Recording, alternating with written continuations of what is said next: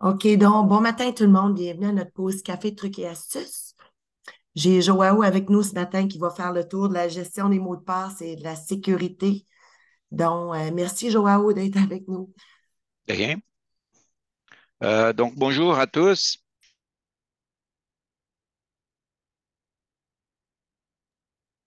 Allô? Excusez-moi, je Oui, pense que j'ai été. Oui, je pense que tu m'as muté, Tracy. excuse, OK. oui, c'est beau, c'est beau. Donc, bonjour à tous. C'est ça, comme Tracy disait, on va parler de la gestion de mots de passe et de la sécurité. C'était un sujet qui notre département, notre département de support nous a demandé de vous parler parce qu'il y a des biais qu'on peut éviter. Hein. Vous pouvez régler vous-même les problèmes ou sinon vraiment éviter des gros problèmes si, si on fait la bonne gestion des mots de passe. Donc, les sujets qu'on va parler aujourd'hui, ça va être ça, la gestion des utilisateurs, la gestion des mots de passe, la liaison du compte SAP avec les comptes Windows, la gestion des licences, autorisation générale, les groupes d'utilisateurs et autorisations. Et ben, ça, c'est plus euh, euh, on va parler de ça ici. C'est exactement ce que je mentionnais avant pour éviter des problèmes lorsqu'on change des mots de passe des utilisateurs principaux des SAP. Donc, je vais vous montrer maintenant ici mon SAP. Une minute. OK. Donc, comme j'ai dit, mentionné avant, la première chose que je vais vous parler, ça va être de la gestion des utilisateurs. Donc, ici, administration, définition, généralité, utilisateur. Donc, ici, je ne veux pas vous parler de comment créer un utilisateur, OK? C'est plutôt la question du mot de passe qu'on va traiter et de la sécurité. Euh, donc, ici, donc on a cet écran ici, mettons, je suis manager. Pour dire en passant, Joao, on a une Mhm. session complète pour les clients là, que s'ils veulent voir comment créer les utilisateurs, si quelqu'un veut le lien pour ce webinaire-là, j'ai une session complète juste là-dessus. OK. Donc, c'est ça. C'est pas le but d'aujourd'hui, c'est plus la sécurité. Et donc, je vais vous parler de certaines choses de cet écran-là. Donc, la première chose que je veux vous parler, c'est des super utilisateurs. C'est quoi que ça veut dire ça? Ça veut dire que si je coche cette case, la personne, l'utilisateur a certains pouvoirs qu'un utilisateur régulier n'a pas, mais ça ne veut pas dire qu'il peut tout faire, OK?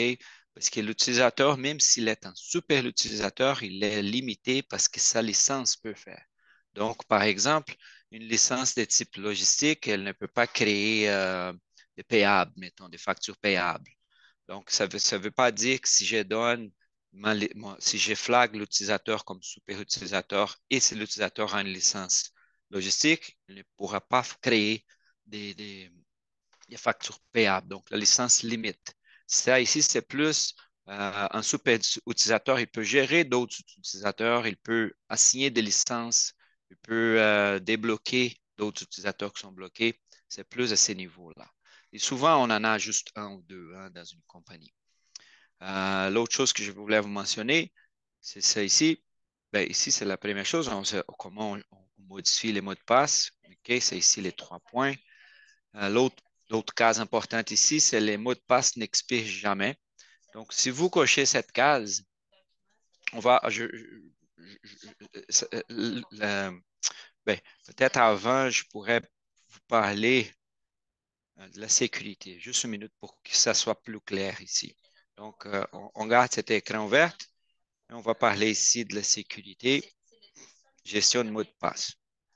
Donc, par défaut, OK, quand on installe SAP dans une compagnie, la gestion SAP gère les mots de passe dans la catégorie haute. OK? Ça veut dire que le mot de passe expire automatiquement en 30 jours. Il est obligé d'avoir 8 caractères plus un certain nombre de caractéristiques, comme des chiffres, des minuscules, majuscules. Donc, ça, c'est la sécurité par défaut. Souvent, les gens demandent de changer ça parce que les mots de passe deviennent complexes. Donc, parce qu'on doit respecter tout ça. Donc, probablement chez vous, c'est soit on a gardé ça ou peut-être on a mis ça comme défini par utilisateur. Donc, et en définissant par utilisateur, on peut tout changer ou même on peut mettre la sécurité dans la catégorie basse. Donc, il n'y a aucune restriction à part la longueur minimum, c'est des 4 caractères. Donc, je retourne ici à mon écran d'utilisateur.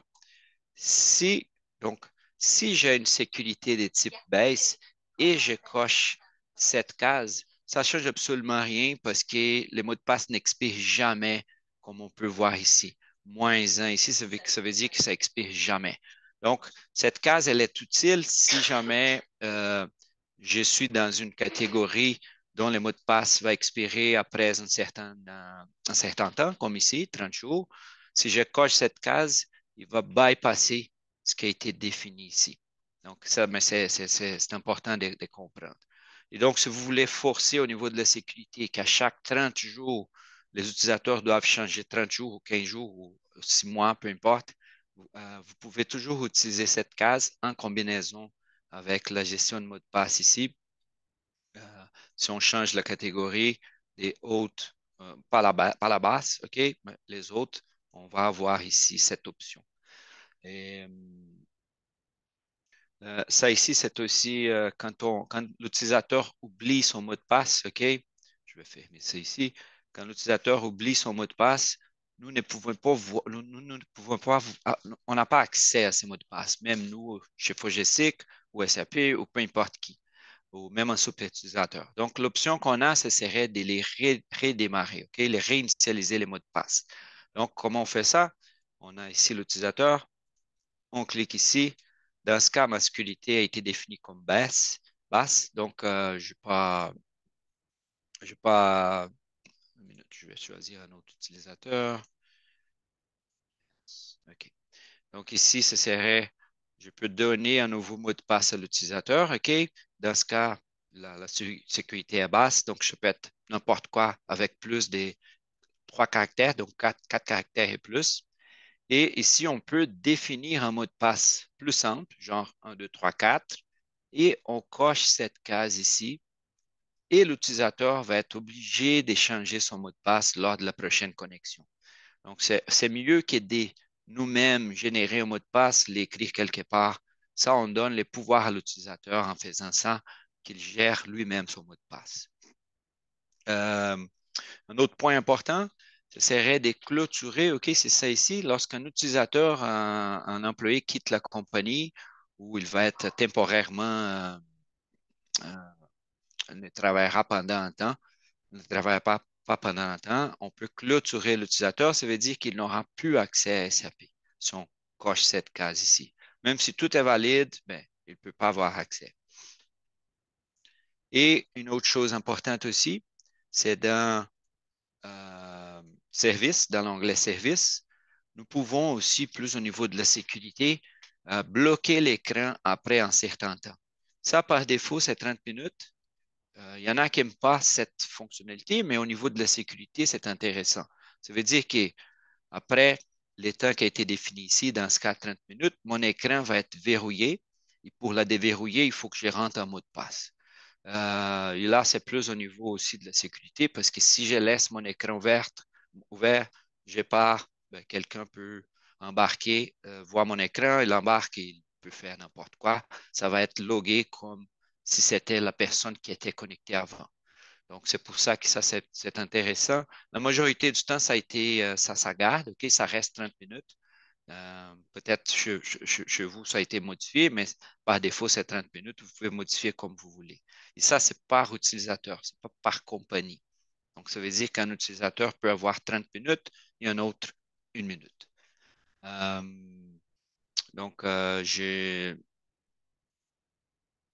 parlé ici de la gestion de mots de passe. OK, c'est la même place. Ben, les menus ici, c'est administration, définition, généralité, sécurité et gestion de mots de passe. Donc, ça, j'ai mentionné avant. Et souvent, les gens ne se rendent même pas compte que ça existe, mais c'est là. C'est juste que c'est pas quelque chose qu'on utilise à tous les jours, mais c'est important de bien configurer selon vos besoins.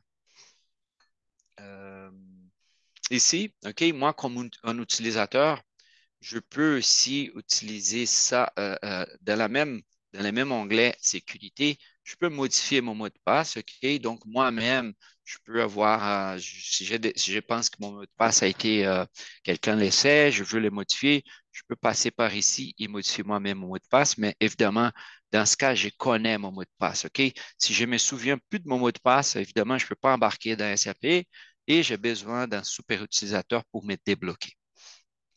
Euh, une chose aussi que les gens ne connaissent pas beaucoup, ça peut être intéressant, ça peut vous aider à faciliter la gestion des mots de passe parce que ça élimine les besoins de taper un mot de passe dans SAP, OK?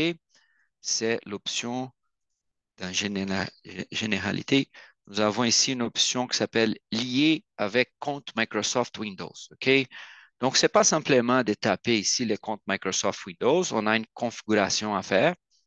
Euh, mais si jamais ça vous intéresse, je vais vous expliquer c'est quoi qui se passe. Comme aujourd'hui, quand je me log dans SAP, je dois taper ici, OK, mon mot de passe, mon utilisateur et mon mot de passe. Si jamais l'option que je mentionne, que je suis en train de parler, liée avec compte Microsoft Windows est activée, lorsque je me log dans Windows, je vais faire un double-clic sur mon icône de SAP et automatiquement, je vais voir les bases de données. Je n'ai pas besoin de taper mon mot de passe. J'ai juste choisi ma base de données, à peu près comme ça. L'utilisateur et les mots de passe sont déjà remplis, entre guillemets. Je peux simplement choisir et faire OK. Ça demande une configuration, OK? On doit aller dans les SLD, la partie des sécurités, activer ça. Donc, je ne vous conseille pas de les faire vous-même si jamais ça vous intéresse. Je vous conseille de contacter notre support pour qu'il vous aide à faire ça. OK? Donc, donc, ça élimine les besoins d'utiliser un mot de passe SAP. Donc, ça peut faciliter la gestion dans un sens qui est, ben, les gens parfois oublient les mots de passe. Ce problème n'est plus là. Euh, Euh, une autre chose ici que je vais vous parler, un autre sujet, ce serait la gestion des licences, OK, d'administration licence, gestion des licences. Ici, OK, dans cet écran, c'est pas aussi un écran qu'on utilise souvent, au moins les utilisateurs, hein, c'est très rarement. Souvent, ça passe parfois GSIC, mais ici, c'est où on gère les licences, OK, des utilisateurs. Donc, mettons, je peux cliquer sur l'utilisateur et choisir sa licence, OK? Donc, ici, je vois que cet utilisateur n'a pas de licence assignée. Si je prends par exemple Manager, je suis connecté, donc je vois les licences qui sont assignées à l'utilisateur Manager.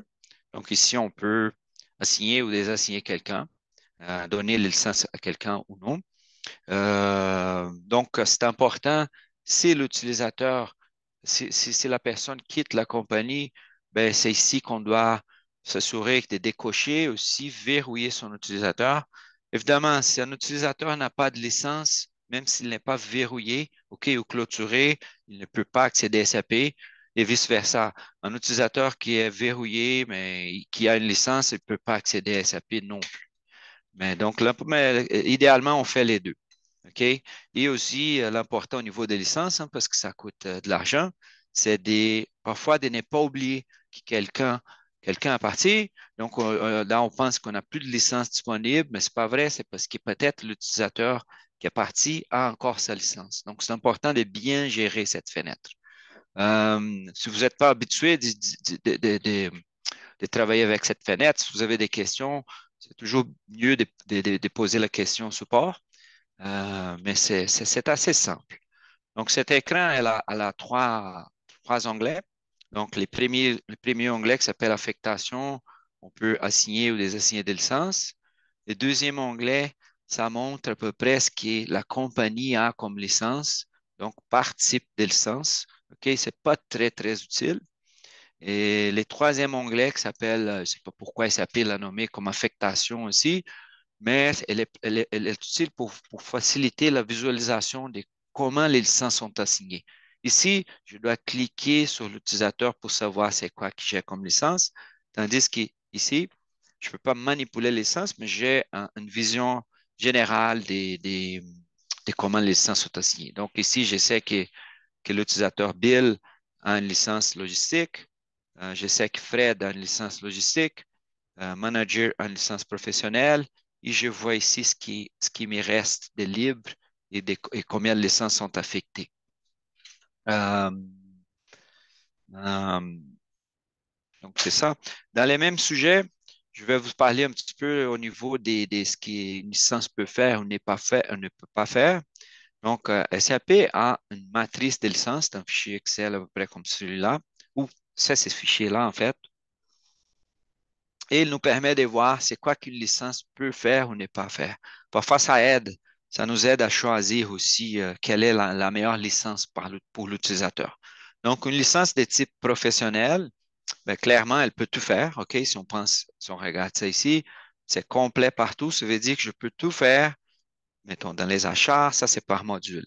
Tandis qu'une licence limitée CRM, par exemple, je ne peux pas créer une nouvelle compagnie avec une licence CRM, logistique ou finance. Mais je peux, par exemple, sélectionner une compagnie.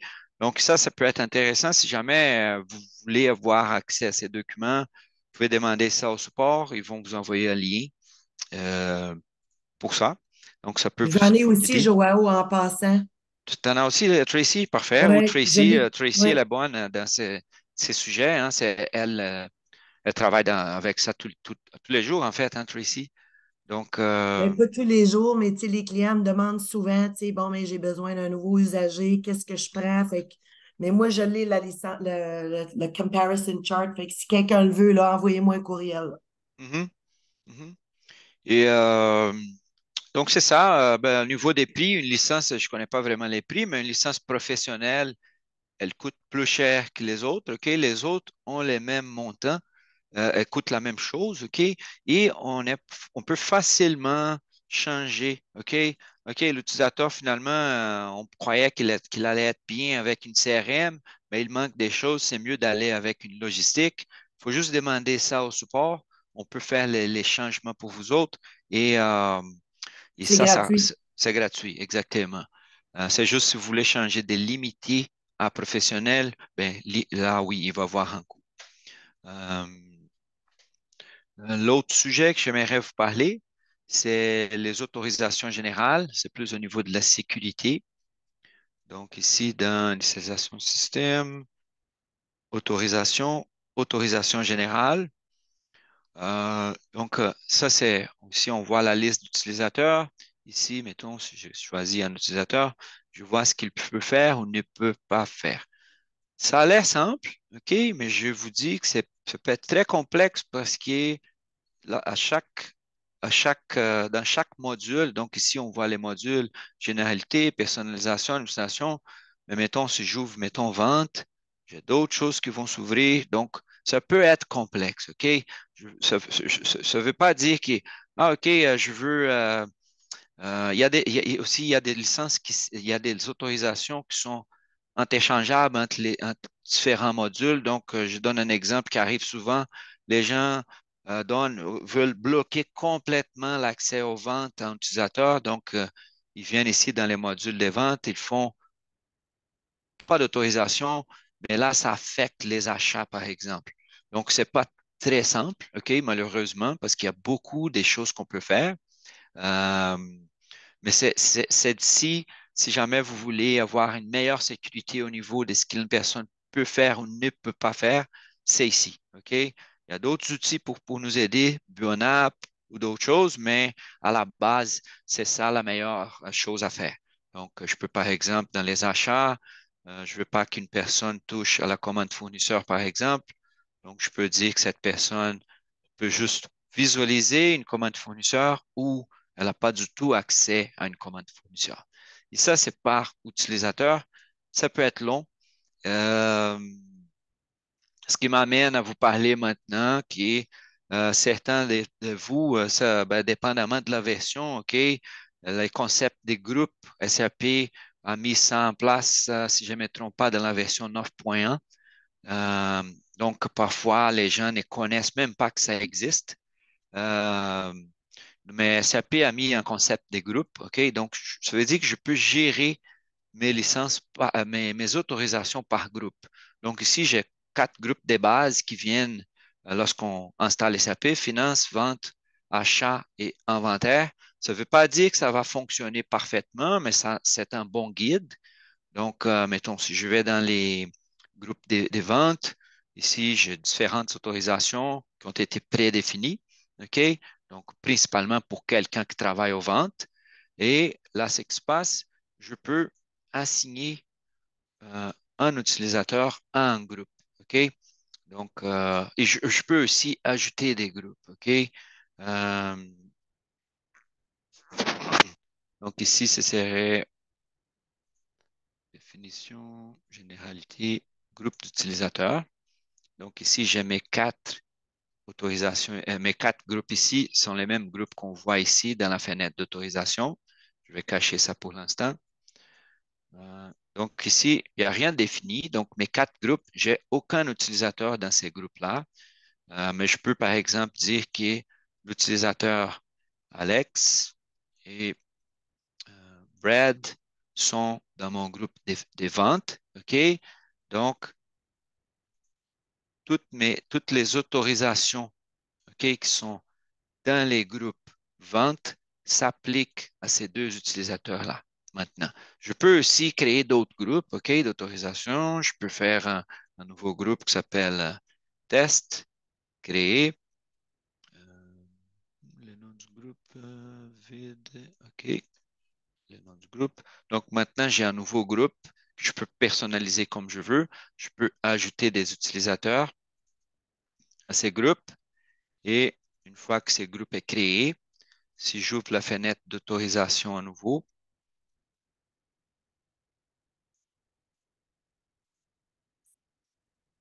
mon groupe va être ici. Donc, pour l'instant, c'est un groupe vide hein, qui n'a absolument rien.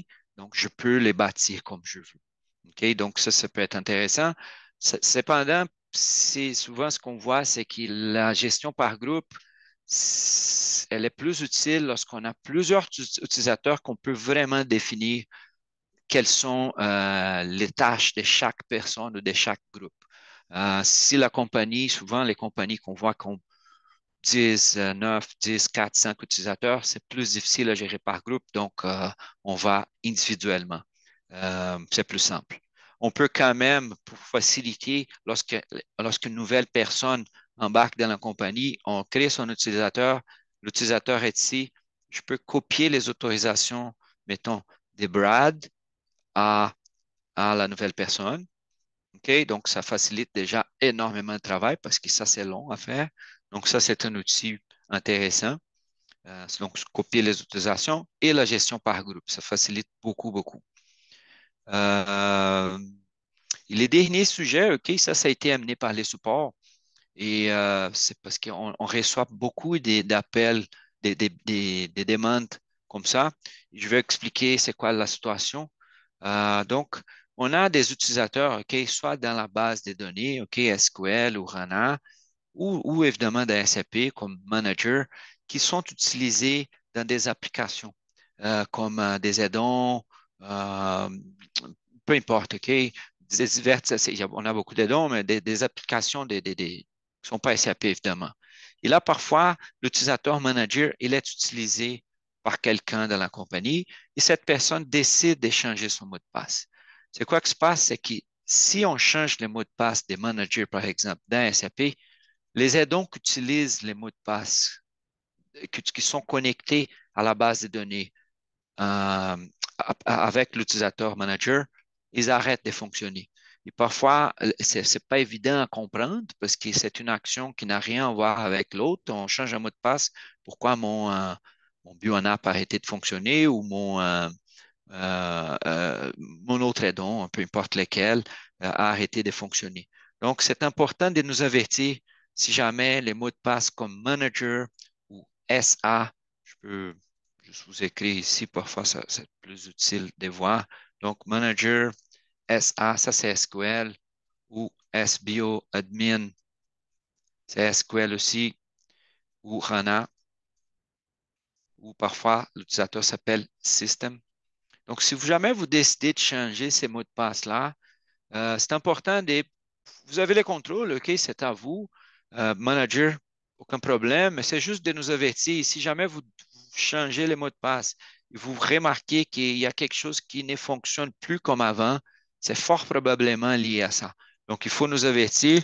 Et si jamais ça arrive, vous n'êtes pas obligé de comprendre, de régler les problèmes, mais juste nous dire, ça serait intéressant, j'ai modifié les mots de passe de tel utilisateur et le problème a commencé. Donc, ça nous aide énormément, ça sauve énormément les temps d'investigation parce qu'on sait beaucoup, c'est beaucoup plus simple pour nous de savoir d'où vient le problème. Donc, pour aujourd'hui, c'était juste ça. Est-ce que vous avez des questions? Merci, Joao. Vous avez la boîte Q&A ou chat en bas si quelqu'un a des questions.